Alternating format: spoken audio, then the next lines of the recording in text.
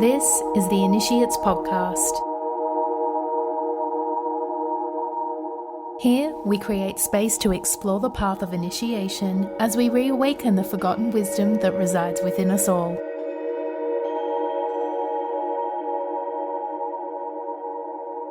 I am your host and guide, Natalie Grace. Join me every Thursday for an enlightening exploration of contemporary spirituality.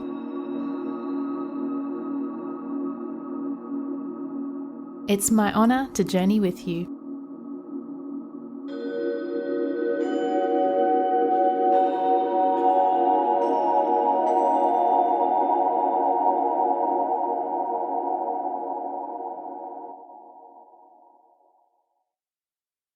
Hello, beautiful souls. On today's episode, I'm going to be talking about soul contracts. I feel called to share my understanding and perception of soul contracts and their role in our lives because of the energies of the time right now, throwing us some challenges around relationships and interactions with others. So I feel like this information could be useful for you if you're also experiencing issues in relating to others at the moment. It's pretty fascinating to think about, and it can be a really useful and empowering perspective.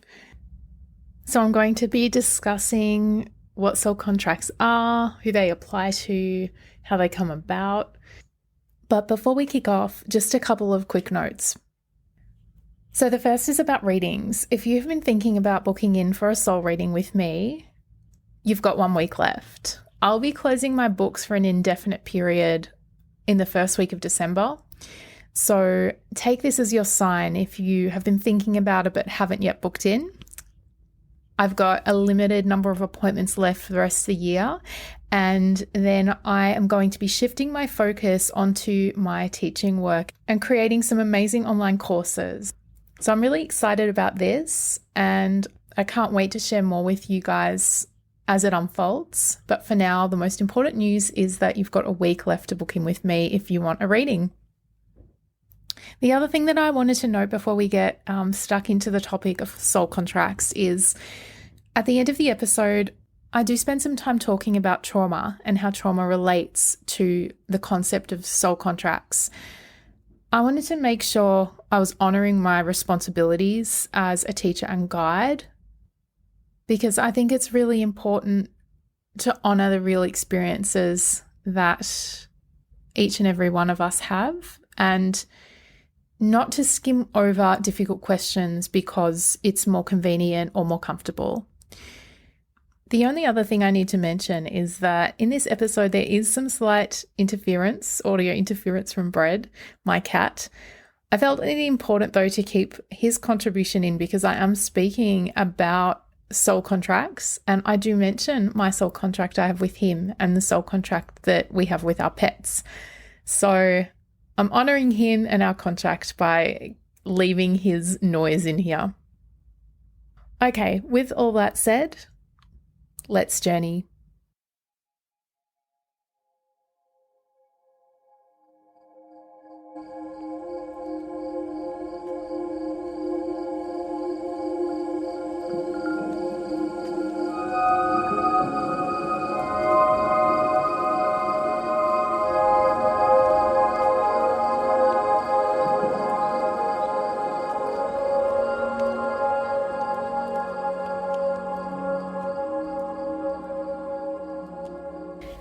Soul contracts.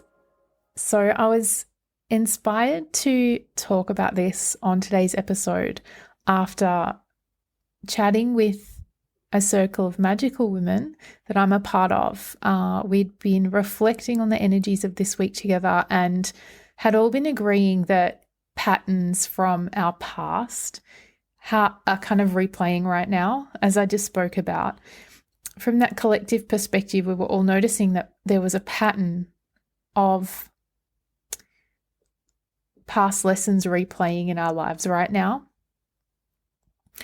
And when we were talking about why that might be, I sensed a lot of pressure from us all to have the answer or to come up with a solution or to have already healed or to take on the full burden of the shadow work, even when these situations had to do with other people, not just ourselves. And absolutely, any experience that we are a part of, there's an opportunity to learn from that experience and improve ourselves, evolve ourselves, especially when we're talking about how we interact and behave with other people. However, we were able to discuss a different perspective, that perhaps it's not solely about our lessons. What if sometimes we are part of the theatre of someone else's life and we're there to facilitate their lessons? That's where the soul contract comes in. It's an agreement that we make before we enter our bodies, when we're still hanging out in the higher realms with our soul family, with our soul group, with our soul tribe, whatever you want to call them, where we are basically in the process of co-designing our incarnations, our next incarnations, and making agreements to help each other learn lessons, experience certain feelings, close karmic loops, all of those things. So I guess, where does this start? Well, it starts when you're a soul. So when you're not in a physical body, you're an energetic being. And we're actually always energetic beings, because energy never dies, it just changes form. So we are constantly evolving energetic beings. And when we don't have our body, we could just say we're souls floating around up in the heavenly realms, let's say. Where this takes place doesn't really matter. It can be however you imagine, wherever the beautiful existence is that you hang out between lives. All we have to do is accept to understand the concept of the soul contract, accept that we are souls, and that when we're not incarnated as humans on earth, we are souls somewhere else doing different things. And so I think it's pretty well accepted that our souls enter these human bodies and come to earth for the human experience, for a specific purpose that's unique to each soul. And purpose is multi-layered. I think we have collective purpose that we're all here to experience. So, for instance, we are all here, each and every one of us, to experience what it is to be in the third dimension, what it is to exist in a material world, what it is to exist with a very heavy density, what it is to be of the nature of Earth. So to learn from the school of Gaia, for instance, to learn from nature, to learn from the plant and animal realms, to learn from the elements that exist here. I think it's also a completely common purpose for us all to feel. I think it aligns very deeply with me that we come to be humans on this planet to experience the full spectrum of emotions that we feel. From lots of different things I've heard and read, it's often discussed that other beings, interdimensional or different types of energetic beings, don't have the same capacity to feel, that emotion is something quite unique and specific to humans. So just even if that's not the case, we are human and we do feel incredibly deeply. So I do believe that we are all here to experience what it is to feel. And through feeling, we learn specific lessons. Now, getting onto more of an individual soul level, I do believe that we come here at specific times to learn specific lessons. And these are lessons that we are very aware of before we come here. But when we arrive through the birth portal, we forget and need to remember. So our experience here, Bread, is a journey of remembering and awakening that memory of what we're here to do, what we're here to learn. We're all here to love and learn what it is to love deeply, to love unconditionally. I believe we're all here on an individual journey of ascension. And so that doesn't necessarily mean ascending in a Jesus way. It's really just this continuous evolution rather than devolution. So with every lifetime, we're aiming to ascend to a slightly higher level of being, of consciousness than our previous lives. I think with each incarnation, we're challenged, we're provided the opportunity to close karmic loops. So if there's karmic patterns that have been looping throughout our lives, with each life, we get the opportunity to build awareness of what they are and then potentially close or reconcile some of those.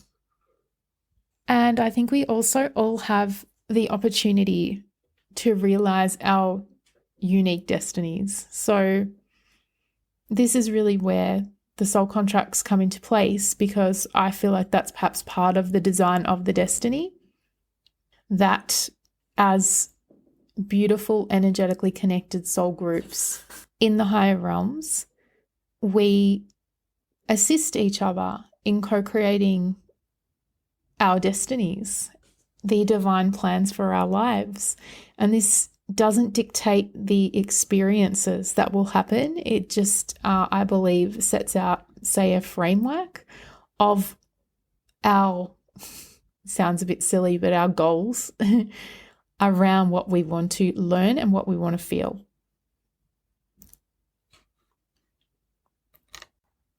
The human experience, while we're each here to live as individual consciousness, it is a collective experience. We are part of the human race. We are part of communities. We are part of families. So interaction is super important. I don't believe we can experience the full spectrum of what our souls desire and the full extent of our purpose without interaction with others and without help and assistance and support from our soul family. And that's where the soul contracts come in. So contract is a fairly earthly word, I think. While you can imagine a couple of energy beings in a boardroom signing some papers, I see it more like an energetic agreement or energetic commitment based out of complete unconditional love. Kind of like, instead of signing off with signatures, it's almost like a matching of frequency, like the deepest commitment, the deepest resonance. So I think that's a very beautiful way to feel the purity of the soul contract, of the agreement. I believe we all have many agreements with many different people. I believe our soul families are quite large, fairly big groups. I believe that we don't all come down at the same time, that sometimes we come down to assist as humans, and other times we stay in the higher realms to assist from above as guides, for instance. And so we have contracts with other souls, and a lot of it's to do with lessons. So the easiest agreement to think about is probably our human families, our biological families. I believe in almost all cases, we choose the members of our family. We all make that agreement before we arrive. And that it's quite possible that in many different lives, we've been part of the same soul family as humans, but have played different roles. So say in this life, the soul that is my mother might have been my sister in a previous life, or my brother, for instance. As souls, we keep coming back into each other's lives with each incarnation to teach us different lessons, but I feel like it's to activate different fragments of ourselves in an environment that we're on a deep spiritual level kind of familiar with. And this can be really hard to kind of comprehend if you've had a really harmful or traumatic childhood. So I definitely don't want to say that you have designed that for yourself. It's not that simplistic. This is something that I'll touch on at the end of the episode, because I think it's really important just to be clear about nothing is that simple.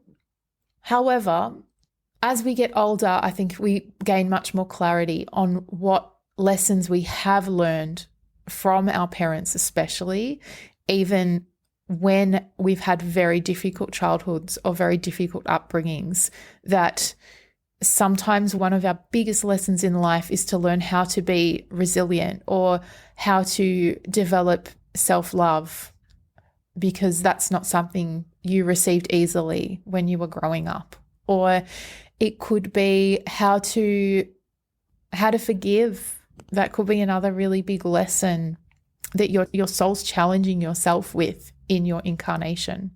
But on the other hand, there's some really beautiful aspects of family where these are souls who, if you're lucky enough to have a good family, a functional family, they're going to be there for you your whole life, almost like your spirit guides up in the higher realms. And how beautiful is that at a soul level, you've made these agreements, these intentional agreements to be in each other's lives in that way. I think it's really beautiful. And it can be something that you can consider when the times are tough. So sometimes we do have generally good relationships with our family, but we can go through rough patches or difficult times. And that can be something we can think about when things aren't making sense or we're struggling in not feeling supported, that this is just a scene of the broader movie that's going to teach us something really important and that's going to help us in our other relationships, because I feel like that's such a big and important job of the contract with our parents. It's to help us learn what it is to be in relationship with other people, to be partners to others, to be colleagues, to be parents ourselves, all of those things, especially parents ourselves.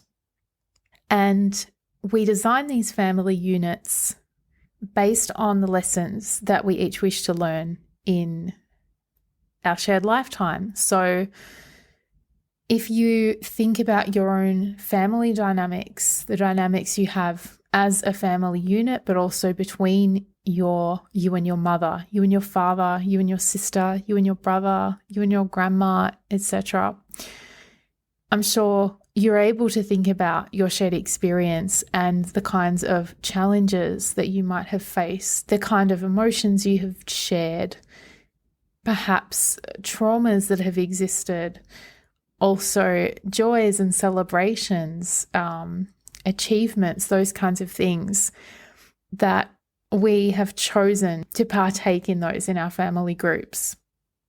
And so the family is really important and interesting because the family help to shape you as a child, which is so fundamental to how you exist and experience the world as an adult. What you learn from your family, what you absorb from your family as a child really plays into the lessons you're here to learn as an adult, and also the karmic and ancestral patterns that you're here to transmute or overcome, the karmic loops you're here to break, that kind of thing.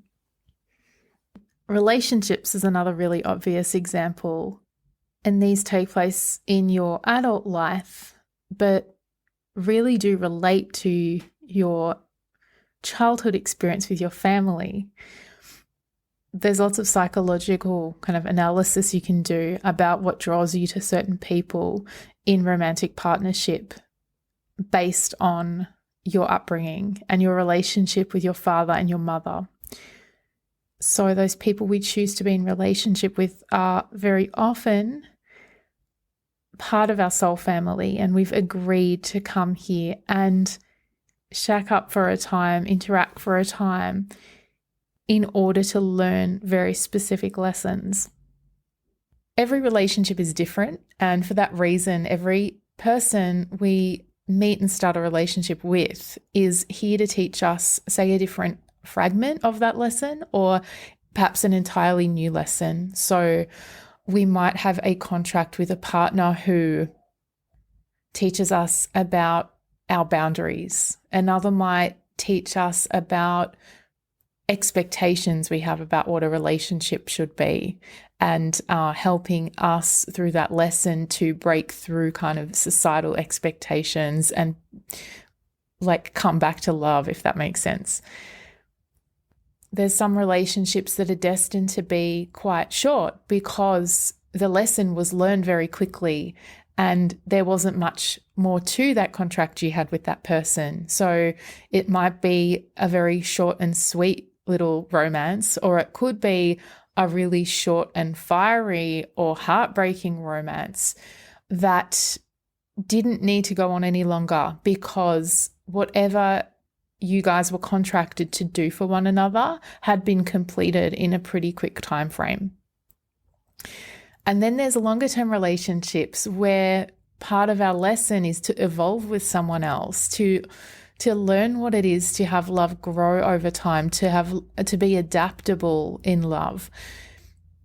These are really powerful, obviously. They're partnerships that we build our lives around. They're partnerships that we build families with. Often these contracts could be to start a family with some other person, even if that isn't going to continue forever, that there's a very important reason why you two as souls came together to agree to bring some children into the world.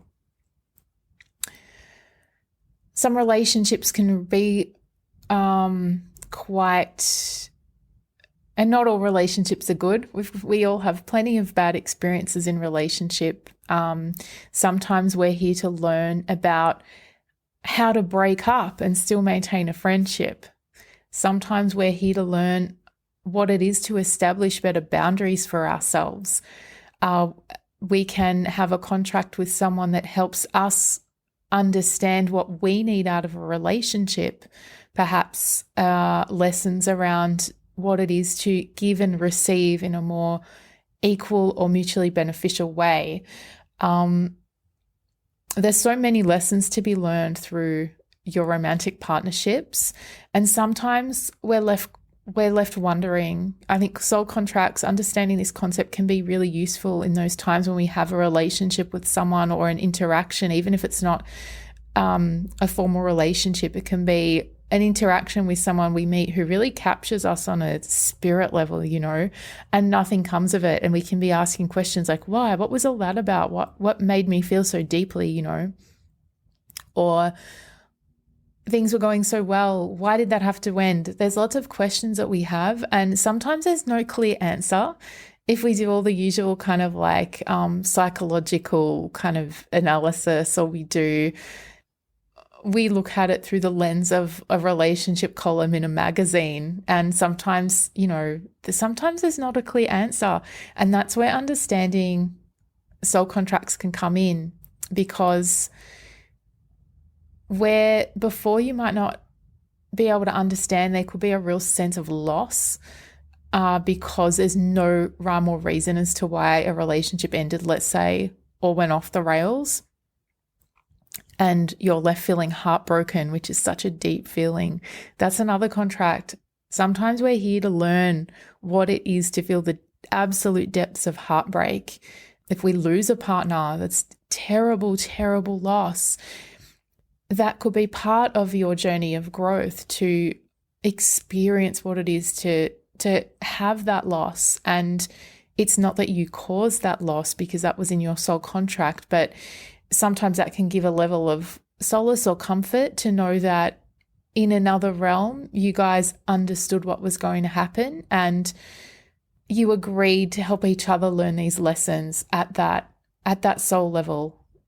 So yeah, what I'm trying to say is, at least in my life, from my perspective, sometimes when there doesn't seem to be an answer about why you relate to someone in a particular way, especially when it comes to past loves, soul contracts can be really helpful, because then you can see the person that you were with as Sometimes they're a teacher. Other times they might just be someone who opens a doorway to you learning more about yourself. Even if you don't feel like they taught you very much themselves, you might have learnt a lot on your own after that event. And their role that they were contracted to play was to get you to the point where you were able to learn something on your own. We have contracts with our pets. I know this for a fact because my cat Bread is definitely a soulmate of mine. He is such a beautiful little spirit and we are the best of friends, and he understands me. He is a teacher to me. He teaches me a lot about the power of vibration, but also acceptance and forgiveness even. He is so accepting of everything that happens around him and it doesn't faze him. Some cats can be really skittish around any noise or things changing in the house. He's just so adaptable. It's pretty amazing. And he is, even the way we found each other is really cool. I made a decision to rescue him from a breeder who threatened to dispose of him basically. Even if we didn't match, like if we didn't vibe together, I would have just adopted him out to someone else who was a better match for him. But I wasn't going to leave when I got to this woman's house without him. And it was so cool that I knew that because he's just so special to me and has taught me so much. And, you know, I've got lots of animals. I live on a farm. I've got lots of animals who are my pets. This isn't a farm where we raise animals to slaughter them. They're all my pets, and I do have connections with each of them actually. But I don't know that I'd made soul contracts with all of the souls of those animals. I definitely have one with Bread, and I'm excited to meet his soul again when we're back in our energetic being selves and have a chat to him.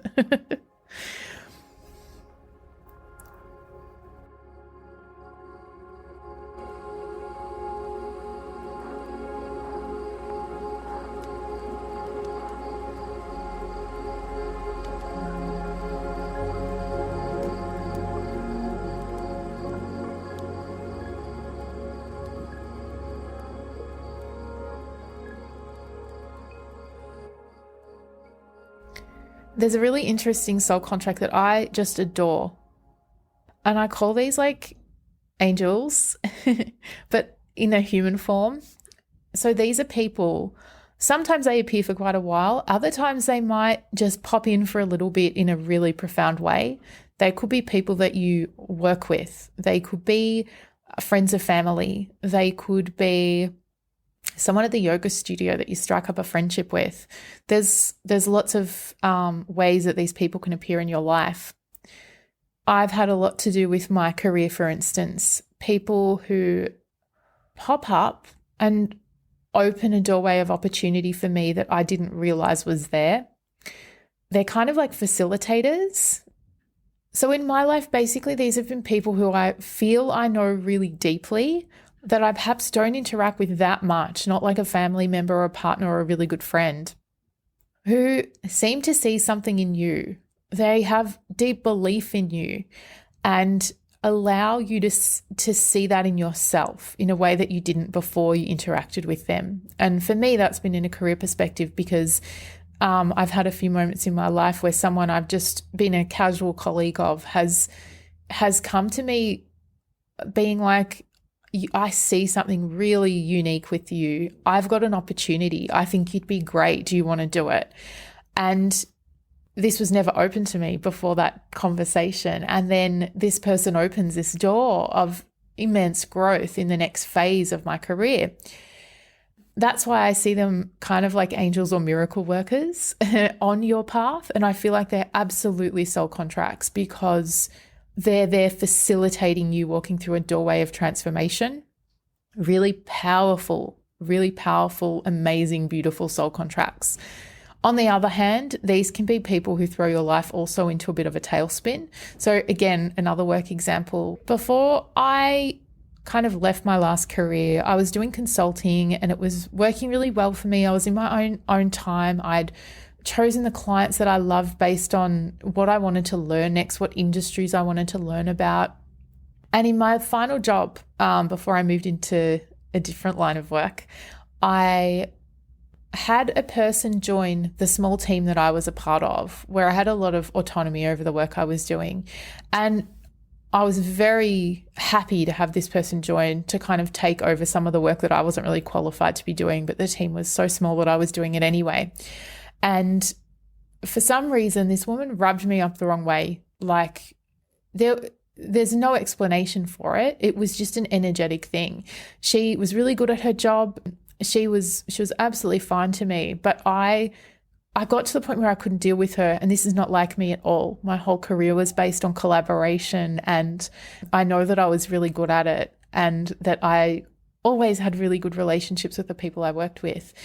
And I was starting to get so much anxiety around working with this woman. I was also going through a period of illness at that time that was causing extreme fatigue and frustration, and it was difficult to regulate my emotions. And it got to the point where I couldn't deal with the anxiety that I'd have when I'd need to work with this woman. This was all online. This wasn't even in person. It was completely irrational. It was one of the main factors for finally like quitting that job that I otherwise really liked. And when I reflect on it now, I realize I had to quit in order to go through my spiritual awakening, basically this most recent phase where I really stepped into my authenticity. And I'm so grateful to her because there was nothing about her that was wrong at all. I realized that she was contracted to push me to my breaking point, and she didn't have to do much. It was so gentle. She was really just holding my hand. But without her triggering that response in me, I don't know if I would have quit. I could have just been in this kind of place of ease and really stagnation for much longer. And I feel like she's also someone that I was contracted to interact with just for the shortest amount of time. We only worked together for like a month or two, to help me get to the point where I'd finally leave that line of work that was really draining my energy and not really aligned with my best skill set. So there's another example from my life of a soul contract that was really, really pivotal, but it was such a short scene. And like when we think about some of the movies we watch, sometimes those scenes are played out for us where there's this tiny interaction that changes a whole trajectory of the storyline, and you never see that character again, but they were fundamental to the outcome. Another type of angel, as I call them, are the angels on your path that help facilitate new phases of your spiritual development. I've encountered many of these people in recent years who appear almost out of nowhere, and you feel a deep resonance with them on a vibrational level, who activate you, who awaken you to a new state of being, who help you to evolve your beliefs. And so this doesn't have to be just about career. It could be very applicable if you're moving into a spiritual type of service or business. But it could just be in helping you up level vibrationally. So some of these people are contracted to have you absorb their frequency, and it's of a higher level and it lifts you up. Other people are here to stimulate your brain and how you see the world, how you think about things. A lot of us perhaps have had some part of us awakened, some part of our spirit awakened by, say, conspiracy theory. So there could be people who spark something in you by telling you a different version of history or a different version of reality that you hadn't considered, that makes you see the world in a new way. It could be a spiritual teacher. It could be a yoga teacher that you always did yoga before and it was kind of like a physical practice, but all of a sudden you get it on a spiritual or energetic level. It could be a podcaster that you listen to who you feel like is playing a role in your life as a teacher. I know I have many of those. It could be a healer who teaches you something about your own ability to heal, or unlocks your energy pathways so that you can move into a new phase of your spiritual awareness. There's so many different types of soul contracts when it comes to your own spiritual development, but I find these very, very beautiful, and I really do see these soulmates as angels. I think it's a beautiful thing, and it's a really wonderful way to spark curiosity, but also gratitude in you. I feel like that's some of the kind of emotional agreement. It's to feel wonder, to feel awe, to feel inspired, but also to feel gratitude for the lessons you're receiving and the difference it makes to your life and your spirit. So they're another kind of soul contract. People who really trigger you, that's another type of soul contract. If you have people in your life that really trigger you, this could be like a family member, or it could be a cousin, or it could be someone you have to work with. It could be a person in your like wider friendship group that just rubs you up the wrong way. They're a soulmate. They're here to teach you something about yourself. They're here to teach you to work on your triggers, because I'm sure they're not a bad person. There's just a real abrasiveness when your energies come together. And it's designed that way so you can analyze your triggers and work on them. Friends are also a really interesting type of soul contract, because some friendships are long lasting, others are really short and sometimes painful, other times beautiful. I've had lots of really close friendships I've struck up with people while traveling, for instance, that once that common theme of travel, we're both back settled in our homes, once that common theme disappears, there's not much to keep us in connection with one another, and that's okay. This is something that can give you comfort when a friendship that you treasure starts to kind of slip away. A lot of people are like, well, this is what happens when you awaken and you fall out of resonance with people. And that's true. But at a higher level, you might have only been contracted to share the experience of beauty. Travel's such a good example of this, because it's all about exploration. It's all about adventure. It's all about getting out of your comfort zone. And it triggers so much realization of beauty, how beautiful the world is, how beautiful different cultures are. And sometimes we just meet people on a tour group or at a bar or whatever it might be, and we strike up a fast, close friendship because we're contracted to share in those experiences of adventure, of realization of beauty, of exploration. And in our regular mundane lives, we're not supposed to, there's no real need to be learning those kinds of lessons. There's other experiences, other feelings that we're wanting to feel in our day-to-day lives. We've got friendship groups, we've got childhood friendships, we've got friendships we make at high school, we've got friendships we make at adult life, we've got family friends, we've got groups of girlfriends or our guy friends. There's lots of different friendships and lots of different soul contracts. There's lots of different ways to be a friend, right? There's lots of different lessons you can learn through relating with friends. So that idea of love and support, it's so unique to a good friend. There's such helpful support. A good friend, there should be very little judgment. There might be constructive kind of criticism for your highest good, but it's a really interesting experience to have friends and to navigate friendship with people in learning what feels good, what kind of friendship feels good, what kind of friendship actually doesn't feel good. We've all, especially in high school, can remember groups of people we interact with. We build up these friendships and they can be especially in girl groups, right? There can be cattiness and bitchiness and jealousy.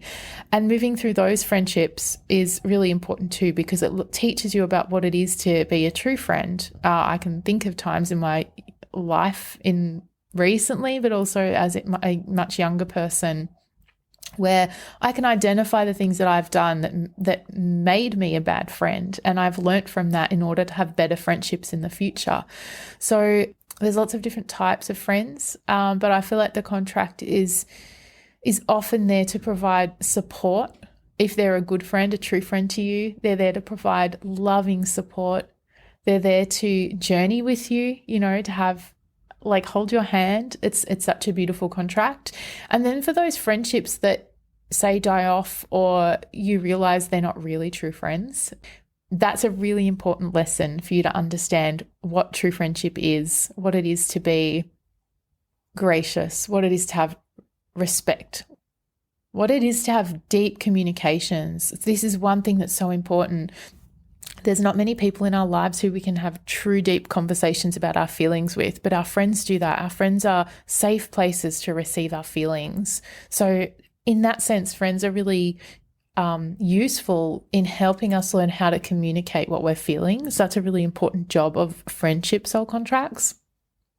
And that goes both ways. So when we're not feeling great or don't feel like we can talk about our feelings with a friend, often that friendship will kind of peter out, or we'll be forced to have a conversation with that friend about better honoring our feelings, better sharing, better communicating.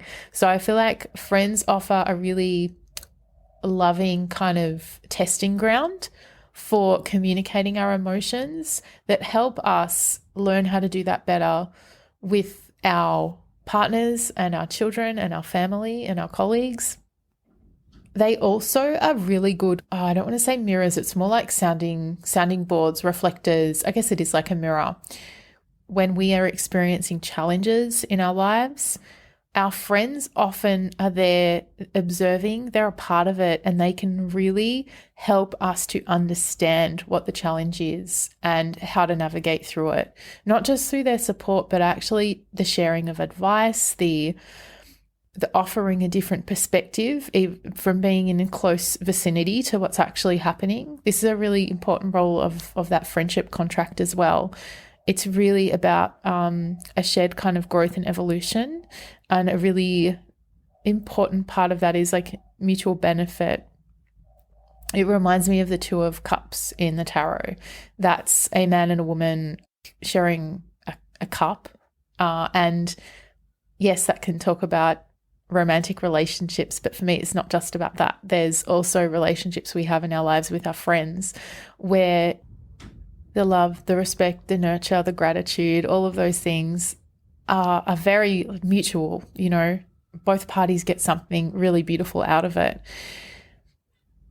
And the feelings that come from friendship, there can be, it's a different aspect of love. It teaches us a lot about love that's separate to romantic love, loving acceptance, accepting people for who they are, and being gently helping them evolve. It's such a beautiful thing. And that's why it really hurts when we say get tricked around friendship. Sometimes in our lives, we can have people who pose as friends and take advantage of us.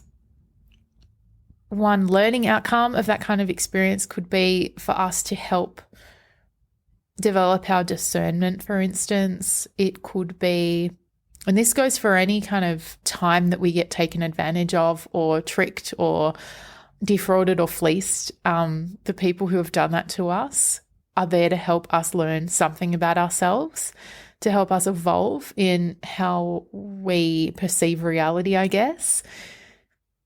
But specifically when it happens from a friendship perspective, you can feel really hurt. So friends allow us to experience the full gamut of emotions, really. We can feel deep loss and pain and hurt when a friend does or says something mean to us, but we can also experience joy and bliss and love, deep love with our friends as well. Okay, so I've spoken about a few different types of soul contracts. But one thing that I think is important is also to think about the contracts we have with others, the roles we play in other people's lives, the characters we play in their stories, in their movies. And this can be really helpful. I know this was something we discussed in a group of magical women that I'm a part of when we were talking about feeling really triggered, being returned to old patterns in our lives that had to do with other people, feeling like we'd moved past something, some particular kind of behavior or some kind of trigger, and we're feeling it again. And it's frustrating because we might have done a whole bunch of shadow work on this. You know, it could be in a relationship, having fights that you haven't had, arguing about topics that haven't been an issue for you for a good year or two. It could be family dynamics, you know, witnessing problematic behavior in others that you're surprised by because you haven't seen it in a while. These kinds of patterns popping up. And we can be so hard on ourselves because we can be like, well, I thought I'd worked on this. I'd done so much shadow work on it. I've worked really hard to kind of change my reactions when I feel triggered. Why am I seeing this pattern of behavior emerge, especially when it comes to other people? You know what? It could be that we are contracted to be in someone else's life to observe that behavior or participate in their lesson.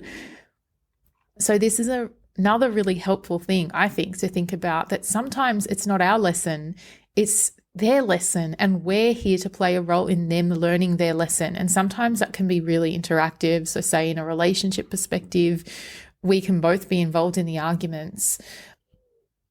But say you're observing something in your friendship circle and it's, say, an old drama that's re-emerged and you thought you'd all gotten over it and you have nothing to do with this, but you're a part of it and you have to hear about it all the time. It might be that you are part of your contract in that dynamic is to be a guide, is to be a beacon, is to be a way shower for the other people in that group who might be consumed by the drama, to see that they don't have to be and to move through it, to take your lead. You know, you might be a space holder for someone else, a frequency holder. So I feel like this is super important because this can also be like for long-term relationships. It's not a shared lesson, you know, your partner might be there to help you with a particular lesson and they're kind of being the guide or the facilitator rather than the co-creator of it. And you're going through the learning. And other times, even though it's a shared experience and you might both be involved in the argument, it's something you don't care so much about. You're frustrated because you thought you'd already worked on that, but your partner is still going through the process of learning the lesson. And there's another part to this too, that once we learn the lesson, we also have to integrate that into our being. We have to embody that learning. So there's going to be times when we are triggered or taken back to our old ways. And it's a challenge for us to integrate that learning, that lesson, and to really be reminded of what it is we've learned and why that's important. And I feel like our soulmates, our soul family are here to do that with us. They are here to challenge us in that way, to help us evolve spiritually. Some responsibilities in the contracts that you have with others, or the role, the kind of character you play. It could be that you're a teacher or a guide. It could be that you are there. So in that respect, that's teaching them something about life, could be teaching them something about themselves, or you're guiding them through one of their lessons. You could be a mirror. So you could be there to reflect stuff that the other soul already knows, but needs to see in other people. So reflecting their behavior back at them sometimes. And that can kind of suck when it's bad behavior that you have to mirror back. But sometimes that is what it takes for someone to learn their lesson. You could be there to help illuminate a truth. So in that sense, your role is to shine a light on something that might be really obvious that they're not seeing, or it could be something really difficult to see, and that you're there to help them see or realize something that needs to be realized to help them move beyond where they're at right now. You could be there like the angels I've spoken about, to be an angel for someone else and open a doorway of opportunity for them. So that could be a really beautiful act of giving. And even though you're there fairly passive in that you're not necessarily learning a lesson, it might be that you just want to have more experiences in this incarnation of giving things to people, of helping other people realize themselves. And how beautiful is that? You could be there just to raise someone else's vibration, just simply by sharing your presence with them. And there's nothing more to it than that. You could also be here to really challenge someone. I've talked about the people who've challenged me a little bit, but like I said, this could be people that really trigger you at work. You could be that person to someone else. So it's always good to have an awareness of this. You could be someone who's there to challenge someone else to have a breakthrough in their life, which is a really powerful role to be playing.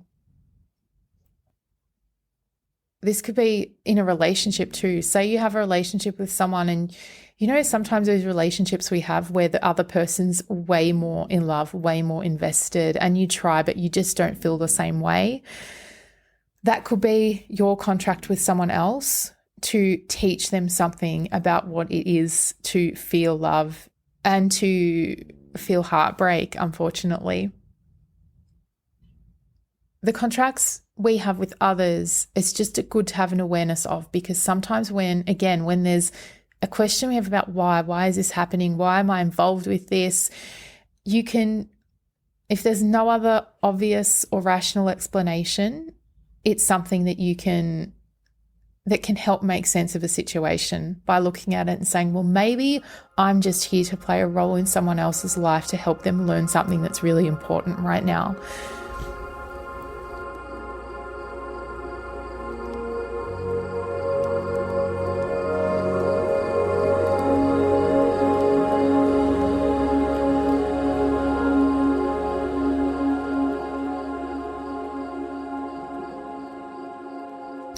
Okay, so I mentioned trauma earlier, and this is a really important question because I feel like it can be skimmed over a little bit in these kinds of spiritual discussions. If we're not careful, can be really dismissive of really difficult, traumatic lived experiences. And so you might have been listening to what I've been talking about and thinking about your own experience. And if you have experienced trauma in some of these relationships, in these contracts with people, you might be wondering, so did I choose that for myself? Why would I do that? And why would anyone who's my soul family agree to hurt me? These are really valid and important questions, and we shouldn't skim over those at all. There's no way to positively spin trauma. Even if we say we can take lessons from it, it's still, we can't deny the real impact that has on our souls and our human selves. So I definitely accept that it is quite a callous thing to say to someone who's experienced trauma, well, you chose this in the other realm. I don't think it's that simple. I think that it's an extremely multi-layered experience to be a soul in a human body, and not everything is written. I do believe we have a destiny, but I don't believe it's fated. Every single moment of our lives, we get to exercise our free will, and so do other people. And while we might have contracted to learn a lesson with someone, we probably didn't say exactly how it was supposed to happen. We might have been clear on what kind of challenges we wanted to overcome from an emotional perspective, because I think ultimately this all comes down to feelings rather than events. And unfortunately, in this realm, people can use their free will to do really bad things. And sometimes we can be on the receiving end of that. And I don't think those events are ever contracted. My belief is that all we are agreeing with our soul family about is that we want to feel certain things and we want to learn from those experiences of feeling, of experiencing that spectrum of emotions. And so the soul contracts we make are all about experiencing different emotions on that spectrum. How it plays out is an earthly thing, I think. Unfortunately, trauma is part of the earthly experience. Whether this is inflicted on you directly and intentionally, whether it is completely accidental, whether it's something that we absorb indirectly or via a third party, like the horrendous entertainment we have that celebrates trauma, unfortunately, whether this is violent movies or whether this is video games or whether this is true crime podcasts, we all get exposed to this because unfortunately right now it's part of our world. So I just want to be clear about that I don't think that we're all up there signing our soul names to terrible events happening to us here on earth. I think it's more that all we're wanting is to feel different things, and how those feelings are experienced is completely unique to each individual and each lifetime. And yes, it is a way for us to learn our lessons. I wish it wasn't, but I also don't think that we're up there designing terrible things happening to us. All we're wanting to do is come down to you to feel stuff. And there are some kind of emotions that are almost impossible to be able to feel without there being trauma. Does that mean we deserve it? Absolutely not. So yes, there are lessons that come out of trauma. There can be really, really important, life-changing lessons, really important challenges that people overcome in healing from their trauma. What I really want to say is, from your perspective, your soul wouldn't have wanted you to be hurt. Your soul wanted you to feel. That is all. And that might be challenging to hear, or it might provide some kind of solace or comfort. I'm not sure. I feel like I do need to share that from my perspective. And I'm talking from my own experience. I have shared a traumatic event that happened to me in my childhood that was an accident. There was still layers of negligence there that I can be really questioning what the people involved were actually doing. I don't know, that's very different to intentional acts of abuse or violence, but in hindsight, with many years behind me since that event, I can definitely see it as a turning point in my life. I can definitely see the lessons that I've learned from that. I can see and feel deeply the challenges I've had to overcome from an emotional perspective. And what dealing with that has taught me, I can also see the potential soul contracts that existed in that experience, where there were people who perhaps had to play a really passive role, and others that, like an angel, that rendered first aid, for instance. So it's pretty deep and dark, but I didn't want to spiritually bypass this really important subject. I think we all have to really practice our nuance when it comes to spiritual concepts, and be really respectful of the different experiences people have, than rather simplify everything to like such a polarized view. And I'm really open to talk about this as well. So if this is something that you find challenging, let me know, because I want to evolve my understanding of why we're all here in each other's lives. And I think other people's views here with a different lived experience are really pivotal, are really important to that, shaping my own beliefs. So yeah. So that's it for this week. I hope you've enjoyed this episode. I hope it's given you a new perspective.